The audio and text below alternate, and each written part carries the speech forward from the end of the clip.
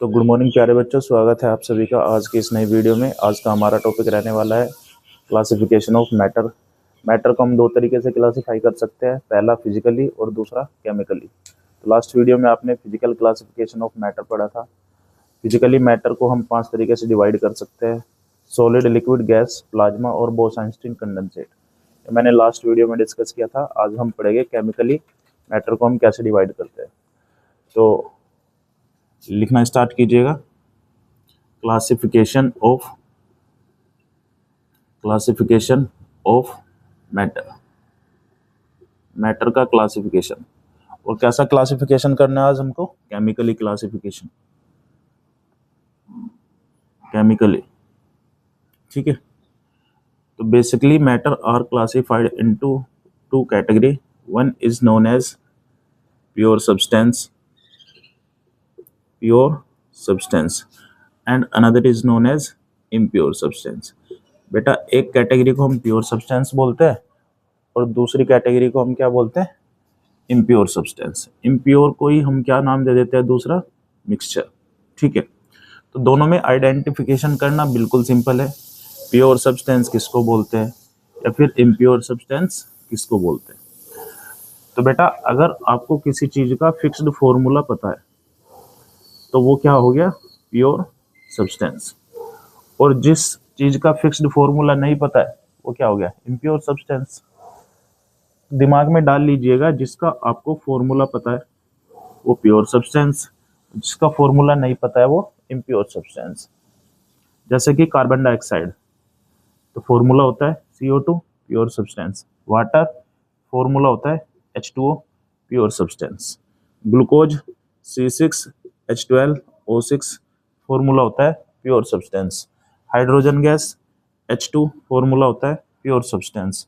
Sucrose C12H22O11, pure substance.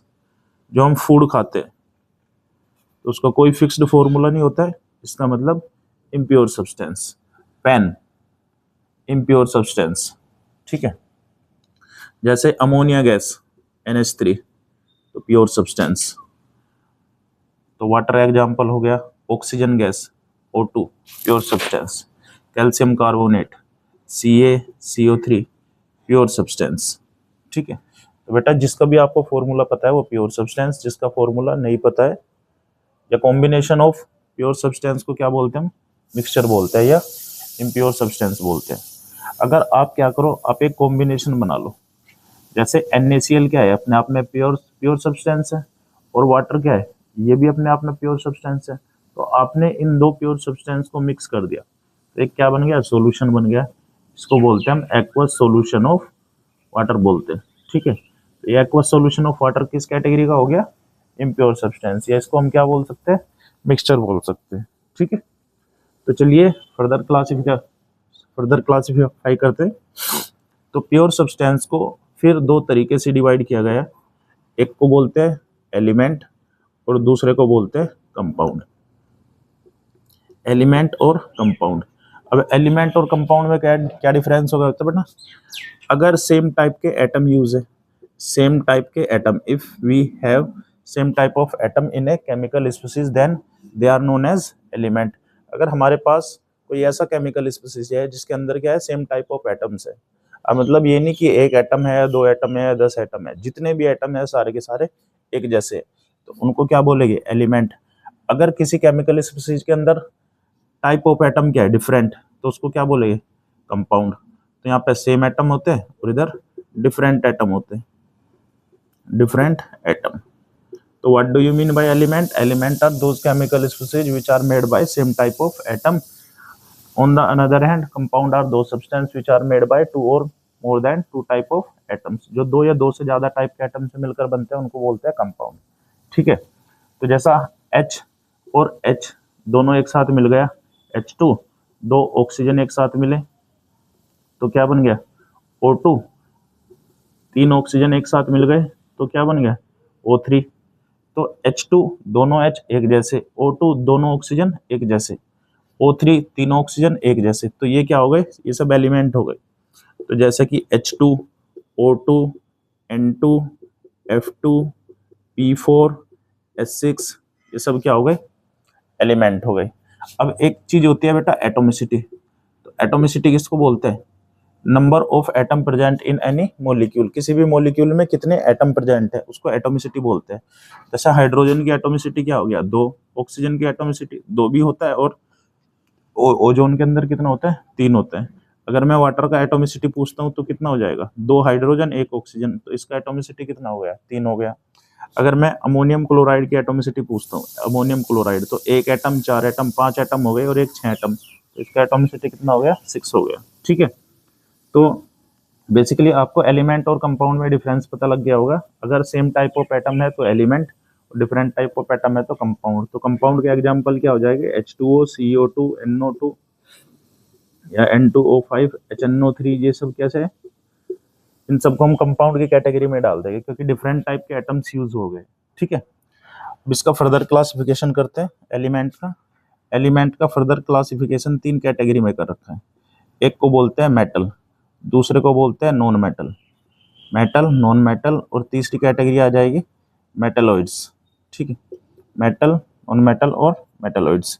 तो metal किसको बोलते हैं, तो आप सभी ने क्लास 10th में एक छोटा चैप्टर सा पढ़ा होगा, मेटल नॉन मेटल और मेटलॉइड्स। ठीक है, तो मेटल की अपने आप में कुछ बहुत सारी प्रॉपर्टी होती है, जैसे कि डक्टिलिटी, वायर बनने की प्रॉपर्टी, मैलिएबिलिटी, शीट बनने की प्रॉपर्टी, सोनोरिटी, साउंड प्रोड्यूस होने की प्रॉपर्टी, लस्ट्रस यानी कि जिसके अंदर से चमक आती है, लस्ट्रसनेस होते हैं। ठीक है, तो मेटल क्या होता है, those element which have ductile nature, malleable nature, sonority, lustrous, और good conductor of heat, good conductor of electricity, these are known as metals। उनको हम क्या बोलते हैं, मेटल्स बोलते हैं।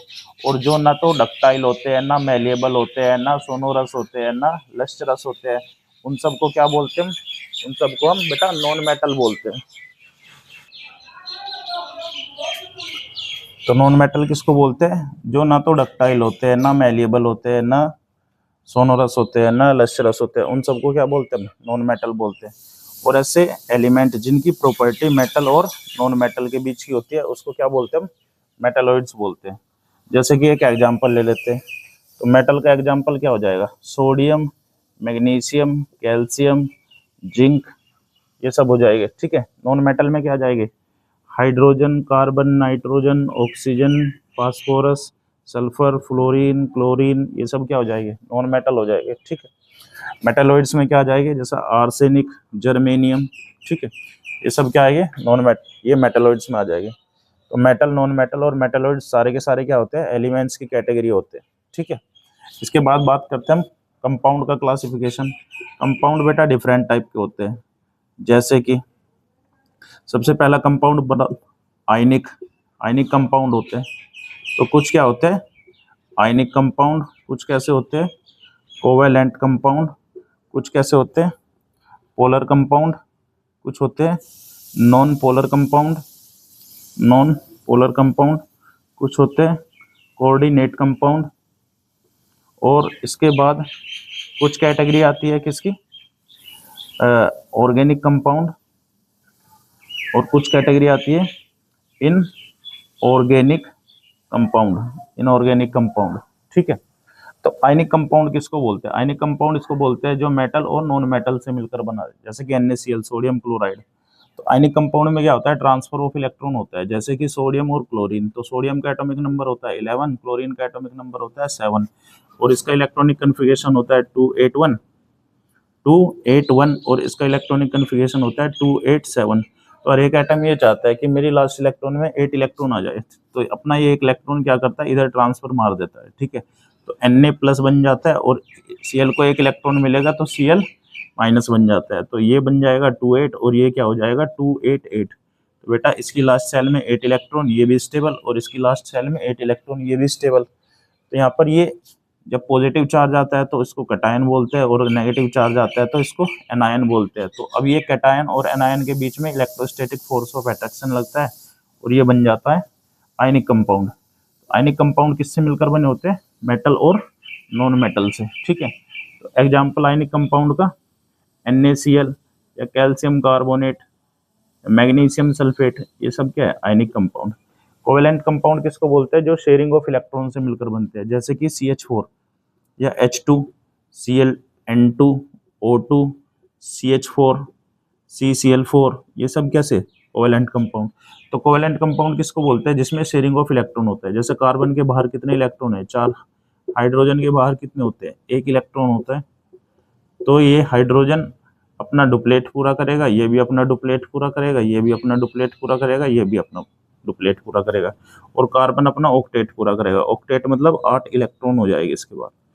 तो हाइड्रोजन कार्बन का 1 इलेक्ट्रॉन शेयर करेगा, और कार्बन हाइड्रोजन के हर एक से 1-1 इलेक्ट्रॉन शेयर करेगा। इसका मतलब 4 इलेक्ट्रॉन इसके खुद के थे और 4 इलेक्ट्रॉन इसने शेयर किए। तो कार्बन के हो जाएंगे कितने इलेक्ट्रॉन, 8 इलेक्ट्रॉन। तो इसका ऑक्टेट पूरा हो जाएगा। ठीक है, तो जिसमें शेयरिंग ऑफ इलेक्ट्रॉन चलता है उसको बोलते हैं कोवेलेंट कंपाउंड।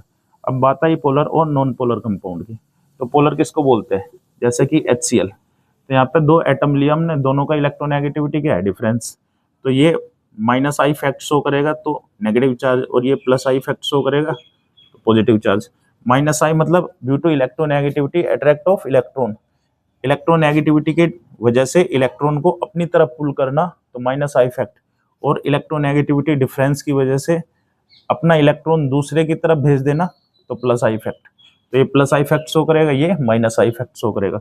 जो ज्यादा इलेक्ट्रोनेगेटिव होता है -I फैक्ट, जो कम इलेक्ट्रोनेगेटिव होता है +I फैक्ट। ठीक है, तो यहाँ पर एक प्लस चार्ज बना, एक माइनस चार्ज बना, तो पार्सली पॉजिटिव और पार्सली नेगेटिव चार्ज बनता है।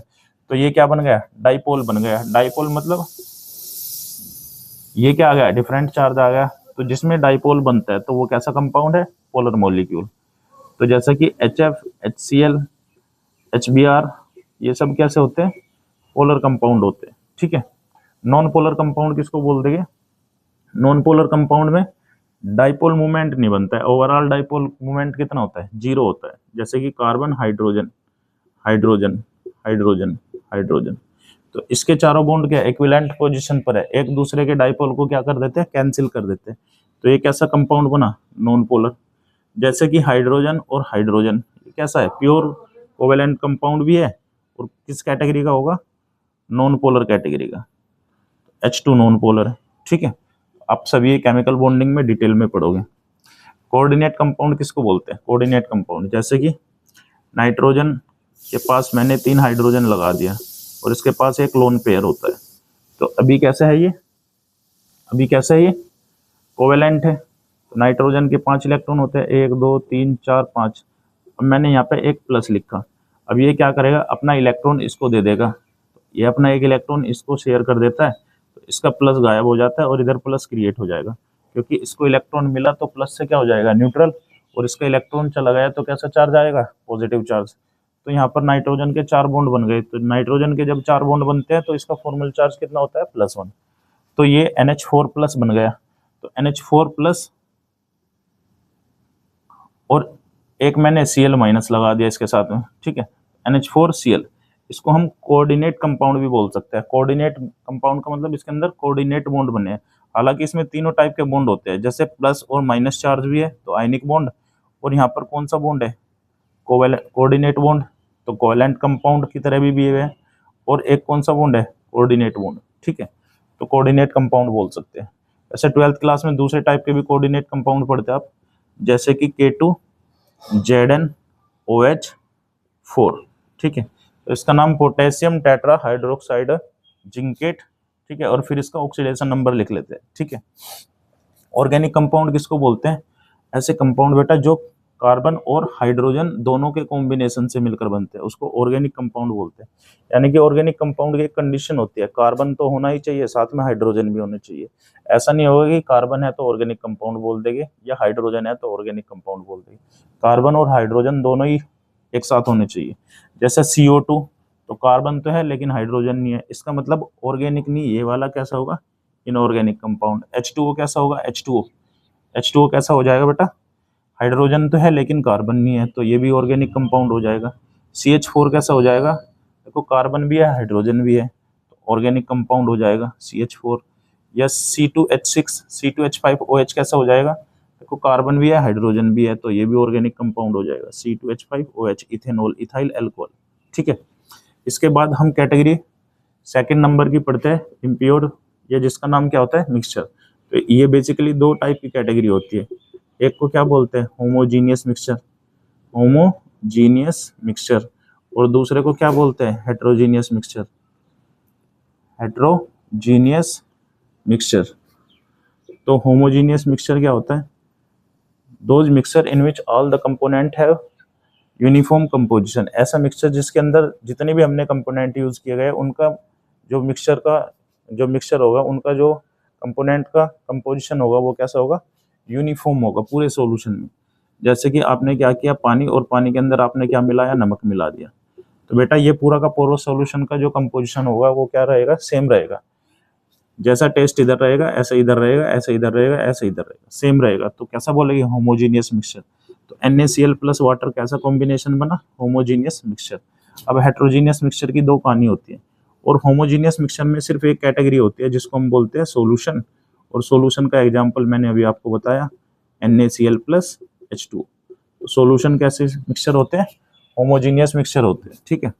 इसके बाद इधर दो कैटेगरी आ जाती है, एक का नाम कोलोइडल और दूसरे का नाम सस्पेंशन, ठीक है, सस्पेंशन।